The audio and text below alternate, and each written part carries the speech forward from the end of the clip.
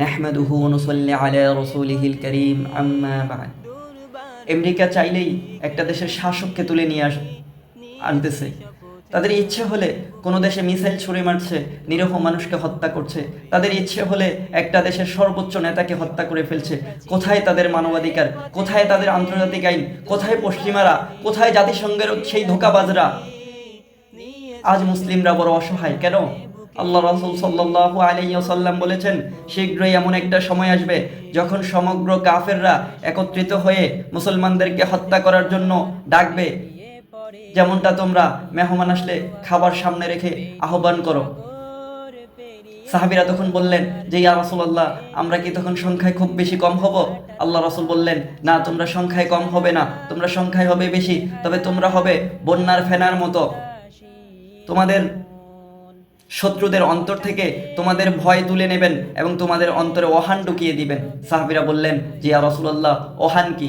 আল্লাহ রাসূল সাল্লাল্লাহু আলাইহি সাল্লাম জবাবে বললেন, ওহান হচ্ছে দুনিয়ার প্রতি ভালোবাসা, মহাব্বত, এবং তোমরা মৃত্যুকে অপছন্দ করবে, আল্লাহর পথে জিহাদ করাকে অপছন্দ করবে। আমরা আজ সেই 1400 বছর আগের রাসূল সাল্লাল্লাহু আলাইহি সাল্লামের সেই ভবিষ্যৎবাণী হুবহু মিলে যাচ্ছে। আমরা যদি দেখি, ফিলিস্তিনে ইহুদিরা মুসলমানদেরকে হত্যা করছে, আফগানিস্তান, ইরাক, লিবিয়াতে খ্রিস্টান আমেরিকা মুসলমানদেরকে হত্যা করেছে, মিয়ানমারে বৌদ্ধরা রোহিঙ্গা মুসলিমদেরকে হত্যা করছে, ভারতের উত্তরপ্রদেশ, আসাম, কাশ্মীরে হিন্দুত্ববাদী মুশরিকরা মুসলমানদেরকে হত্যা করছে। আজ মুসলমানদের রক্তে জমিন ভিজে যাচ্ছে। আল্লাহ তাআলার বিধান জিহাদের কথা বলি, তখন কিছু লোক বলে উগ্রবাদী, জঙ্গি। একটা বিল্ডিং তোলার জন্য পিলার দেওয়া হয়, সেই পিলার দেওয়ার পর যদি ছাদ দেওয়া না হয়, সেই বিল্ডিংয়ে থাকার মতো উপযোগী হয় না। ঠিক তেমনি ভাবে নামাজ, রোজা, হজ, যাকাত হলো ইসলামের স্তম্ভ, জিহাদ হলো সেই ছাদ। আজ আমরা জিহাদকে ছেড়ে দিয়েছি, আমাদের সেই ছাদ নাই, তাই আমাদেরকে ঝড় তুফানে ভাসিয়ে নিয়ে যাচ্ছে। আমরা আজ লন্ডভন্ড হয়ে যাচ্ছি। কাফেরদেরকে আল্লাহ সুবহানাল্লাহু তাআলা পবিত্র কোরআনে বলেছেন যে কাফেররা হচ্ছে মাকড়সার জাল।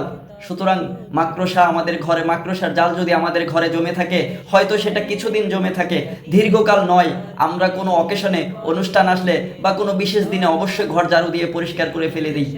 ঠিক তেমনি ভাবে আজকে এই ইহুদি, ইসরায়েল এবং আমেরিকা যেভাবে মুসলমানদের রক্ত জড়াচ্ছে, তাদের হয়তো খুব বেশি দিন নাই তাদের পতনের। ইনশাআল্লাহ অবশ্যই আল্লাহ সুবহানাল্লাহ তাআলা তাদেরকে এই জমিন থেকে নিশ্চিহ্ন করে দিবেন। তাদের পারমাণবিক অস্ত্রের, অত্যাধুনিক অস্ত্রের বাহাদুরি, ক্ষমতা থাকবে না।